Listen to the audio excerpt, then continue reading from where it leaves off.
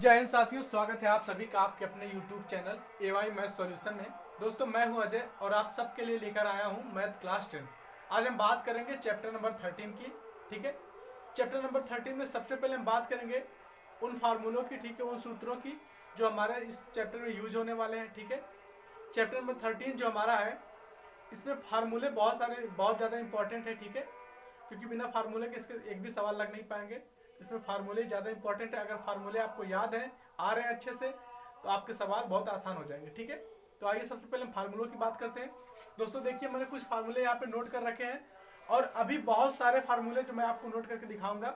मैंने पहले से इसलिए नोट कर रखा क्योंकि फार्मूले बहुत ज़्यादा हैं, आपका टाइम बहुत ज़्यादा लगेगा नोट करने में मुझे। ठीक है, इसलिए मैंने पहले से नोट करके रखा। मैं आपको समझाते चलता हूँ और आगे फार्मूले नोट करते चलता हूँ। ठीक है, आइए सबसे पहले हमने वर्ग की बात की है। ठीक है, वर्ग क्या होता है? तो वर्ग आप देख ही रहे हैं, चार आकृतियों मतलब चार भुजाओं से घिरी हुई आकृति। ठीक है, जिसकी सारी भुजाएं आपस में बराबर होती है, वर्ग कहलाता है। ठीक है, ये मैंने बना दिया है और इसकी भुजा मैंने ए मान ली है। ठीक है, सारी भुजाएं आपस में बराबर होती है तो इसलिए सारी ए है। ठीक है, वर्ग का क्षेत्रफल क्या होता है? भुजा का स्क्वायर होता है। तो ठीक है, भुजा का स्क्वायर हमने ले लिया है, तो भुजा ए है तो इसका ए का स्क्वायर हो गया। ठीक है, उसी तरह से वर्ग का परिमाप की बात करेंगे हम। तो वर्ग का परिमाप क्या होता है? परिमाप का मतलब होता है जो इसकी भुजाएं हैं, ठीक है, भुजाओं का मतलब सारी भुजाओं की लंबाई। ठीक है, सारी भुजाओं की लंबाई का योग। ठीक है, तो अगर आप ए जोड़ेंगे, ठीक है, ये वाला ये इसे 4 ए है ना, तो ए प्लस ए प्लस ए प्लस ए। ठीक है, चार भुजाएं की 4 ए, मतलब कि 4 गुणे में भुजा, तो 4 ए आ गया ना, यानी कि 4 ए आपका आ गया। ठीक है, तो यह परिमाप होता है। इसी तरह से हम आयत की बात करेंगे। आयत क्या होता है? वह भी 4 भुजाओं से घिरी हुई आकृति। ठीक है, जिसकी आमने सामने की भुजाएं बराबर होती है, आयत कहलाता है। हमने इसकी ये नीचे वाली भुजा यल मान ली तो ऊपर की भी यल हो गई, ये वाली बी मान ली तो ये भी क्या हो जाएगी? बी हो जाएगी। आयत का क्षेत्रफल क्या होता है? तो आयत का क्षेत्रफल हो जाएगा लंबाई गुणे में चौड़ाई। ठीक है, एल इंटू बी। उसी तरह से परिमाप इसका भी वही होगा। मैंने कहा है कि परिमाप वो होता है जो भुजाओं का योग होता है। ठीक है, सारी भुजाओं का योग।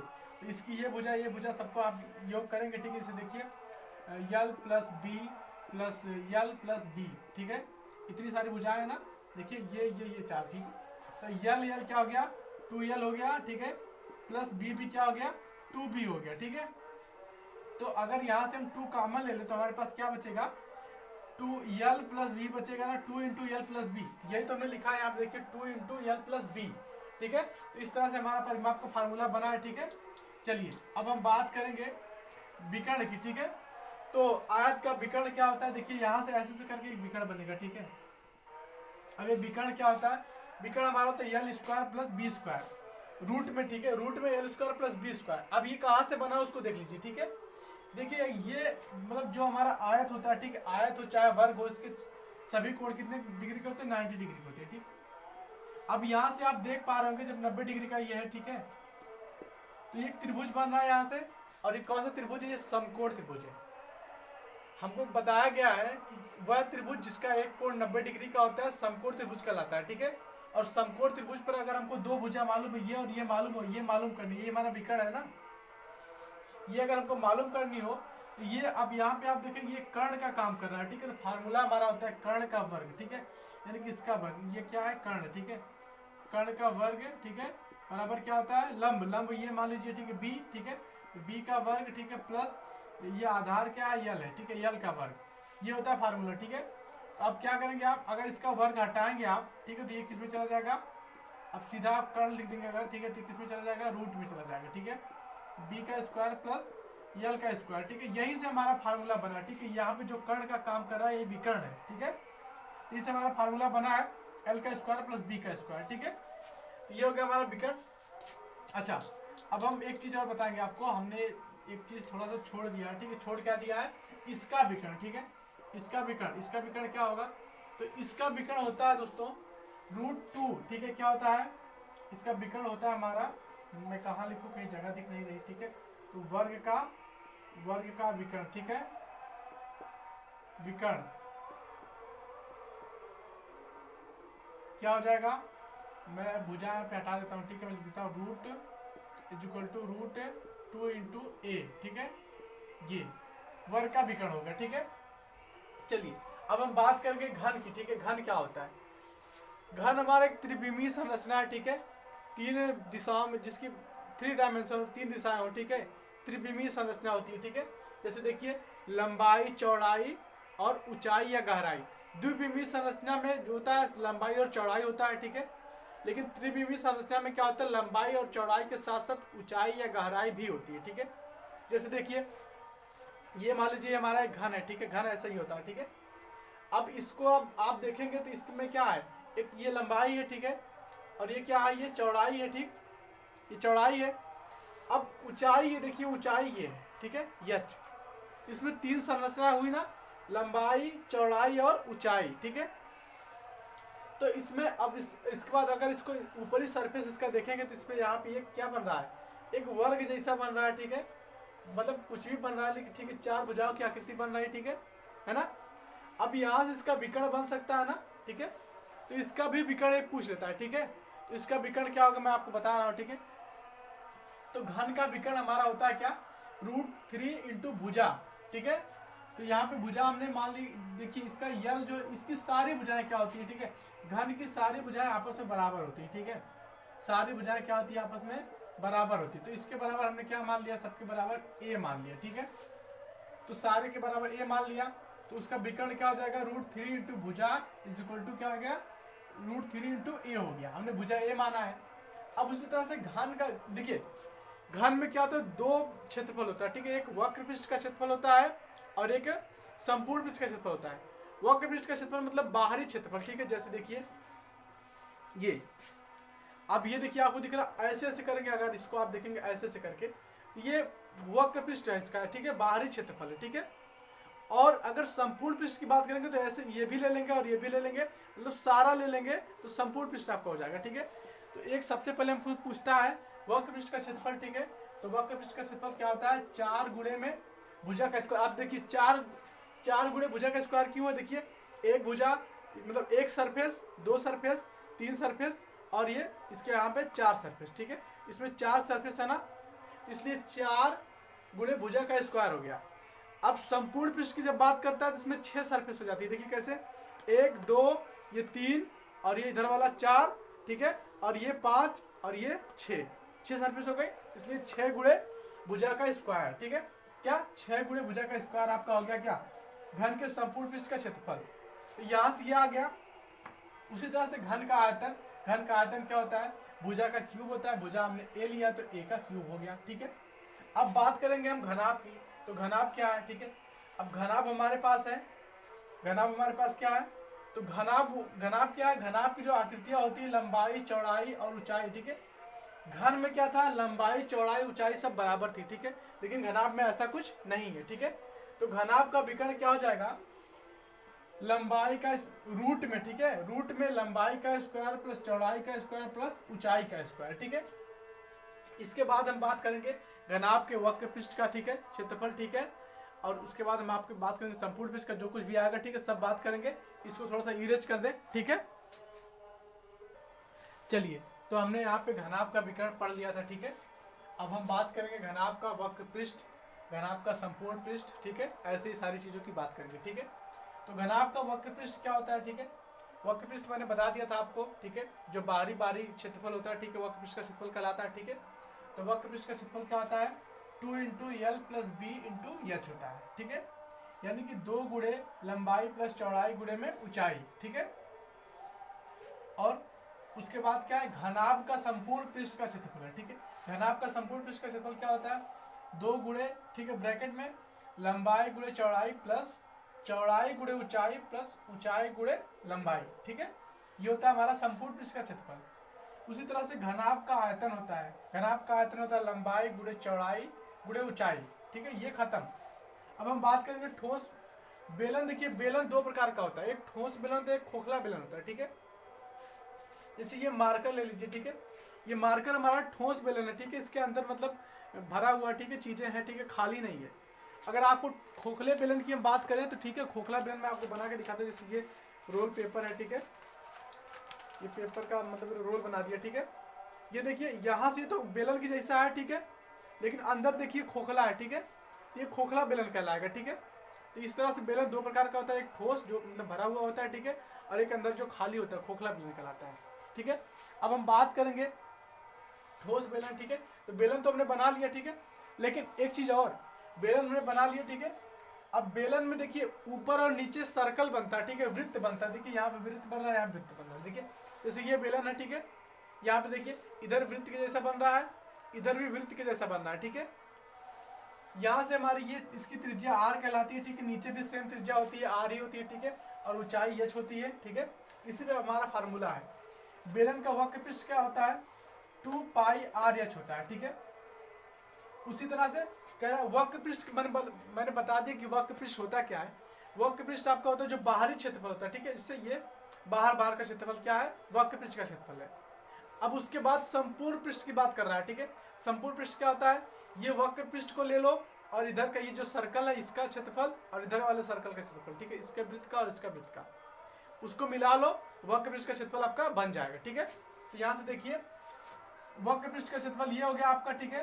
तो हमने यहाँ पे लिया वक्र पृष्ठ का क्षेत्रफल, ठीक है, प्लस ये जो सर्कल बन रहा है, ठीक है, ये वाला, ये सर्कल और ये सर्कल, इन दोनों सर्कलों का, इस दोनों वृत्तों का क्षेत्रफल, ठीक है। वृत्त का क्षेत्रफल क्या होता है, पाई आर का स्क्वायर इस वाले का, और वही same to same pi R का स्क्वायर इस वृत्त का, ठीक है। अब जब आप पाई आर स्क्वायर जोड़ेंगे तो क्या आएगा, 2 पाई आर स्क्वायर आएगा, ठीक है। अब यहाँ से देखिए हमने 2 पाई कॉमन ले लिया, ठीक है, 2 पाई आर यहाँ से कॉमन ले लिया, यहाँ पे 2 पाई आर कॉमन ले लिया, तो बचा क्या, 2 पाई आर कॉमन लेने पे एच प्लस आर बचा, ठीक है। तो आपका संपूर्ण पृष्ठ का क्षेत्रफल क्या हो गया, 2 पाई आर इंटू ब्रैकेट में एच प्लस आर, ठीक है। चलिए, या आर प्लस एच की एच प्लस आर की बात वही है, ठीक है। उसी तरह से बेलन का आयतन, ठोस, ये सब ठोस बेलन की बात हो रही है, ठीक है। ये सारा फार्मूला ठोस बेलन के लिए है। तो ठोस बेलन का आयतन क्या होता है, पाई आर स्क्वायर का एच होता है, ठीक है, पाई आर स्क्वायर एच, ये ठोस बेलन का आयतन, ठीक है। अब हम बात करेंगे खोखले बेलन की, ठीक है। खोखला बेलन मैंने आपको बना के दिखाया, ठीक है। अब खोखले बेलन में आपको देखो क्या होता है, ठीक है। खोखले बेलन में यहाँ से देखिए 2 त्रिज्याएं बनेंगी, ठीक है। एक तो यहाँ से देखिए, जैसे हमने दिखाया था आपका, ये खोखला बेलन मैंने आपको दिखाया था ना, यहाँ से करके, एक सेकंड मैं थोड़ा सा बना लेता हूँ, ठीक है। मैंने आपको खोखला बेलन ऐसे करके दिखाया, ठीक है। एक तो त्रिज्या देखिए अंदर जो वृत्त बना उसकी त्रिज्या, लेकिन एक जो खोखला बेलन की जो मोटाई होगी, ठीक है, मोटाई को जो इंक्लूड करेंगे तो एक दूसरी त्रिज्या बनेगी, ठीक है। इसके बाहर से जो वृत्त इसको लेकर के बनेगा वो दूसरी त्रिज्या होगी, ठीक है। तो यहाँ से देखिए एक तो अंदर यहाँ से अंदर की त्रिज्या है, ठीक है, स्मॉल आर हमने माना है। एक यहाँ से लेकर के बाहर जो बेलन की मोटाई इसको भी इंक्लूड करके जो त्रिज्या बन रही है एक कैपिटल आर है, ठीक है। और उसके बाद ऊंचाई इसकी एच है। तो यहाँ से जो फार्मूला बन रहा है क्या, बेलन का वक्र पृष्ठ का क्षेत्रफल क्या होगा, 2 पाई एच इंटू में आर प्लस आर, ठीक है, मतलब capital R plus small R, बड़ी वाली त्रिज्या और छोटी वाली त्रिज्या, ठीक है। उसी तरह से बेलन का संपूर्ण पृष्ठ, मैंने बताया था आपको कि वक्र पृष्ठ ये होता है, ठीक है, ऊपर का भाग, और संपूर्ण पृष्ठ मतलब सबको इंक्लूड करके, ठीक है, वक्र पृष्ठ और ये वृत्त सब इंक्लूड करके बनता है, ठीक है। वक्र पृष्ठ का क्षेत्रफल क्या होता है, बेलन का वक्र संपूर्ण पृष्ठ का क्षेत्रफल आपका हो जाएगा 2 पाई इंटू आर प्लस, ठीक है, आर प्लस आर, ठीक है। उसके बाद H plus R minus R, ठीक है। तो यहां से आपका बेलन का आयतन जो हो जाएगा वो क्या होगा, 2 pi H into R plus R into H, ठीक है। कहने का मतलब ये कि जो बेलन का वक्र पृष्ठ है उसमें आप एच से गुणा कर देंगे, देखिए यही है ना, 2 pi H into R plus R, 2 pi H into R plus R, इसमें ऊंचाई से आप गुणा कर देंगे तो आपका आयतन बन जाएगा, ठीक है। अब हम बात करते हैं शंकु की, ठीक है। शंकु क्या होता है, देखिए हमने शंकु यहाँ पे बना रखा है, आपने बर्थडे वगैरह वाली टोपी देखी होगी ना, वो शंकु की जैसी रहती है, ठीक है, कोन, तो शंकु होता है, ठीक है। ये शंकु में अब देखिए क्या है, शंकु में क्या होता है, एक तिर्यक ऊंचाई जो ऐसे करके होती है, ठीक है, ये तिर्यक ऊंचाई होती है, और जो ये इसकी बीच की जो ये लंबाई है, ठीक है, ये क्या है, एच है, ठीक है, एच है हमारी। और उसके बाद यहाँ से देखिए इसमें जो एक मतलब यहाँ से ये त्रिभुज की तरह जैसा बन रहा है, ठीक है, ये क्या है, इसका एंगल 90 डिग्री का है, ठीक है। और यहाँ से इसकी त्रिज्या क्या है, स्मॉल आर है, ठीक है, और इसकी तिर्यक ऊंचाई क्या है, एल है। तो यहाँ से जो फार्मूला बनेगा क्या बनेगा, शंकु की तिर्यक ऊंचाई, कभी कभी ये पूछ लेता है ये ऊंचाई, ठीक है, तिर्यक ऊंचाई, तो क्या होता है, L is equal to R square plus H square, ठीक है। अब देखिए एच यहाँ तक है, ठीक है, यहाँ तक है, एच यहाँ तक है। अगर आपको समझ में ना आए मैं आपको समझा दूं, छोटा मतलब थोड़ा, देखिए क्या है कि यहाँ से देखिए ये लंब का काम कर रहा है, 90 डिग्री का एंगल बन रहा है ना, ये लंब का काम कर रहा है एच, और आर क्या कर रहा है, आधार का काम कर रहा है, और ये जो यल है ये विकर्ण का, ये कर्ण का काम कर रहा है। यानी कि ये क्या है, कुल मिला के एक समकोण त्रिभुज यहाँ से बन रहा है, ठीक है। और समकोण त्रिभुज में सीधा सा फार्मूला होता है कर्ण का वर्ग बराबर लंब का वर्ग धन आधार का वर्ग, ठीक है। यानी कि यहाँ पे यल का स्क्वायर होगा, ठीक है, यल का स्क्वायर इज इक्वल टू क्या होगा, एच का स्क्वायर प्लस आर का स्क्वायर, ठीक है। अब इसका स्क्वायर आप हटाएंगे जब, तो ये क्या चला जाएगा, ये रूट में चला जाएगा, ठीक है। तो यल इक्वल टू क्या हो जाएगा, H square plus R square, ठीक है, या फिर वही R square plus H square. यहाँ से तिर्यक ऊंचाई आई है, ठीक है, ये हो गया। अब हम बात करेंगे शंकु का वक्र पृष्ठ, ठीक है। तो शंकु का वक्र पृष्ठ क्या है, शंकु का वक्र पृष्ठ हमारा है, मैंने बताया था वक्र पृष्ठ क्या होता है, बारी बारी भाग, ठीक है। क्या, पाई आर यल, वक्र पृष्ठ का क्षेत्रफल क्या है, पाई आर यल। अब हम चलेंगे शंकु के संपूर्ण पृष्ठ पे चलेंगे, ठीक है, आयतन जो भी है, ठीक है, सब पे चलेंगे, ठीक है। आइए अब हमने शंकु के वक्र पृष्ठ की बात कर ली थी, ठीक है। अब हम बात करते हैं शंकु के संपूर्ण पृष्ठ की, ठीक है। तो शंकु का संपूर्ण पृष्ठ क्या होता है, शंकु जब हमने बनाया था तो हमने देखा था, ठीक है, ऐसे करके यहाँ पे, ठीक, मैं बना दूँ थोड़ा सा आपको समझने के लिए, ठीक, ऐसे करके एक नीचे हमारा वृत्त बन रहा था, ठीक है। और जो हमारा हमने बोला था कि जो वक्र पृष्ठ होता है, ठीक है, वो मतलब ऊपर का होता है, ठीक है, यहाँ का मतलब ऐसे, यहाँ आप राउंड लेंगे तो ऐसे से इतने का जो क्षेत्रफल होता है वो वक्र पृष्ठ का होता है, ठीक है। जब संपूर्ण पृष्ठ की बात करेगा तो उसमें ये वृत्त का भी क्षेत्रफल इंक्लूड हो जाएगा, ठीक है, जुड़ जाएगा। तो वक्र पृष्ठ का क्षेत्रफल क्या था, पाई आर यल था, उसमें हमने वृत्त का क्षेत्रफल जोड़ दिया तो हमारा संपूर्ण पृष्ठ का क्षेत्रफल हो गया, ठीक है। तो क्या हो गया, pi R into L plus R हो गया, ठीक है। हमने इसमें क्या कर लिया, पाई आर कॉमन ले लिया, ठीक है, तो यल प्लस आर हो गया, ठीक है। ये हमारा हो गया क्या, शंकु के संपूर्ण पृष्ठ का क्षेत्रफल हो गया। अब हम बात करते हैं शंकु के आयतन का। तो शंकु का आयतन क्या होता है, 1/3 पाई आर स्क्वायर एच होता है, ठीक है। अब हम बात करते हैं गोला की। गोला देखिए दो प्रकार का होता है, एक ठोस गोला होता है, एक खोखला गोला होता है। खोखला गोला जैसे आपने बॉल देखी होगी, ठीक है, अंदर से खोखली रहती है, ठीक है, और एक लोहे की गेंद होती है, ठीक है, जो फेंकते हैं, गोला फेंकते हैं, आपने देखा होगा गोला फेंक प्रतियोगिता होती है, उसमें जो गोला रहता है ना वो ठोस रहता है, ठीक है, वो गेंद क्या रहती है, ठोस रहती है। तो एक ठोस गोला होता है, एक खोखला गोला होता है, ठीक है। तो आपके जो यूपी बोर्ड के हैं आप लोग हैं, ठीक है, तो यूपी बोर्ड के बच्चों के लिए जो मतलब क्वेश्चन आएंगे ठोस गोला से ज़्यादा आएंगे, ठीक है। ठोस गोला ज़्यादा इंपॉर्टेंट है, खोखला गोला थोड़ा कम इंपॉर्टेंट है, लेकिन उसको भी आप जानते रहिए, जरूरी है, ठीक है, सब कुछ जानना। तो ठोस गोला क्या है, ठीक है। अब इसमें त्रिज्या क्या है, आर है, ये गोला क्या है, ठोस है, और इसकी त्रिज्या क्या है, देखिए गोला है लेकिन उसकी त्रिज्या अपनी एक होगी ना। अगर आप इसको ऐसे देखिए, एक वृत्त के जैसा मतलब दिख रहा है ना, वैसे वृत्त है नहीं लेकिन इसकी भी एक त्रिज्या होगी, ठीक है। इसकी त्रिज्या क्या है, आर है। तो गोले का क्षेत्रफल क्या हो जाएगा, 4 पाई आर का स्क्वायर हो जाएगा, और गोले का आयतन क्या हो जाएगा, 4/3 पाई आर का क्यूब हो जाएगा। अब देखिए अगर उसी ठोस गोले को आप बीचों बीच काट दीजिए, ठीक है, तो एक मतलब आपका ऊपर जो बनेगा एक वृत्त बनेगा, ठीक है, उसको जब आप काटेंगे, ठीक है, उस गेंद को आप काट देंगे तो ऐसे करके बनेगा, ठीक है। यहाँ पे एक वृत्त का शेप बनेगा, ठीक है, और नीचे तो अर्धवृत्त का शेप बनेगा, ठीक है। तो आपका यहाँ से क्या होगा, ये वृत्त की त्रिज्या क्या होगी, आर होगी, ठीक है। तो यहाँ से आपका अर्धगोला बनेगा, ठीक है। तो इसमें दो क्षेत्रफल बनेंगे, ठीक है।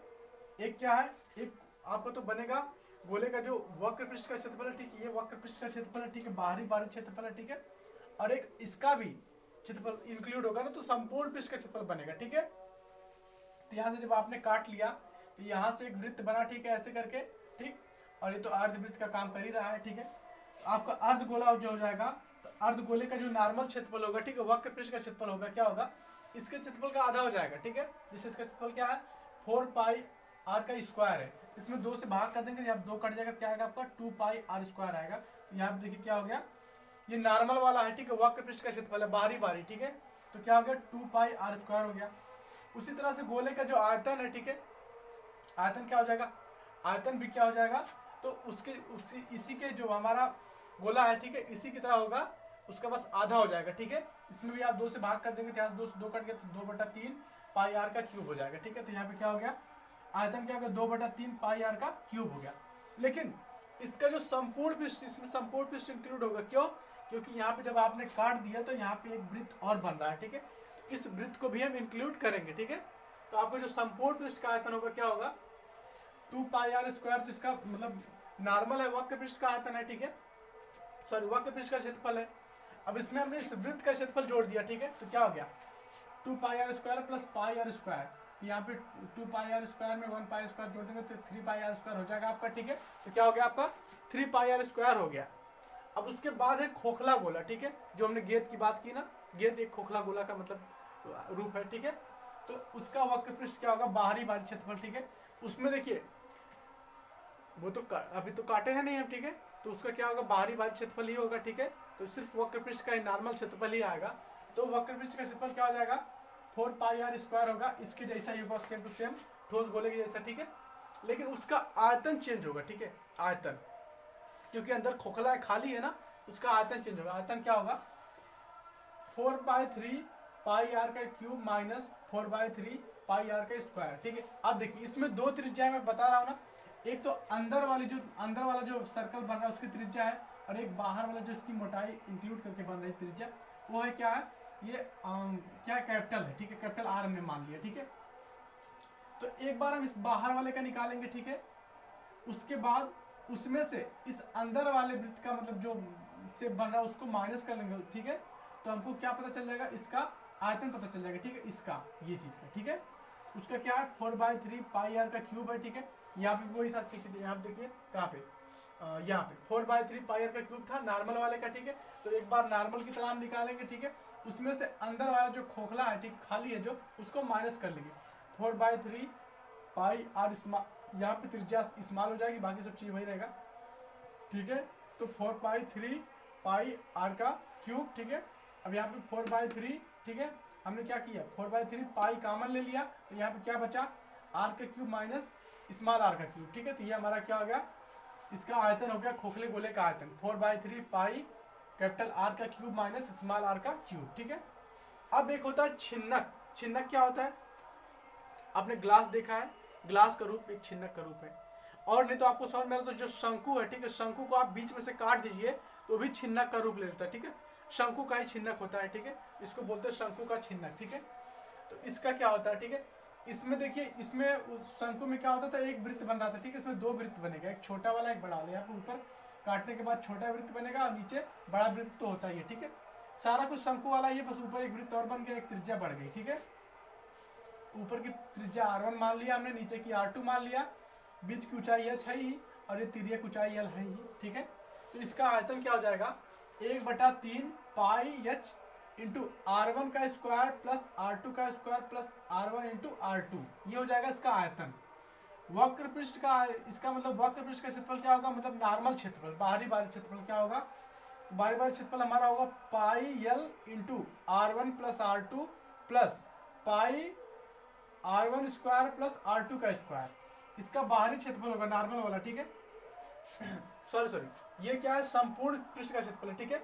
वक्र पृष्ठ का क्षेत्रफल जो मतलब इसका नॉर्मल क्षेत्रफल क्या है पाई l है, r1 प्लस r2 है, ठीक है, और संपूर्ण पृष्ठ का क्षेत्रफल क्या है पाई l into r1 plus r2 plus pi into r1 का स्क्वायर प्लस r2 का स्क्वायर, और इसकी तिर्यक ऊंचाई क्या होगी, ठीक है, l क्या होगी रूट में h का square plus r1 minus r2 का होल स्क्वायर, ठीक है, ये हो जाएगी। तो इस चैप्टर का हमारा फार्मूला था, ठीक है, हमने समाप्त कर लिया है, ठीक है, और अब हम सोच रहे हैं कि मतलब अगली क्लास में हम आपको क्वेश्चन सॉल्व करवाएं, ठीक है। तो दोस्तों बहुत बहुत धन्यवाद, आप लोगों ने क्लास देखा, लेकिन मैं आपको एक चीज़ बता दूं कि ये फार्मूले बहुत इंपॉर्टेंट है, अगर आप इस फार्मूलों को नहीं याद करेंगे, ठीक है, नहीं इसको जानेंगे तो आपके सवाल सॉल्व करने बहुत मुश्किल होगा आपके लिए, ठीक है।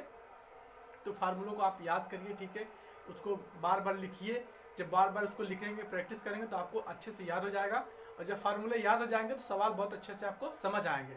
तो धन्यवाद दोस्तों, आप फार्मूला तैयार करके अगली क्लास में मिलिए, धन्यवाद।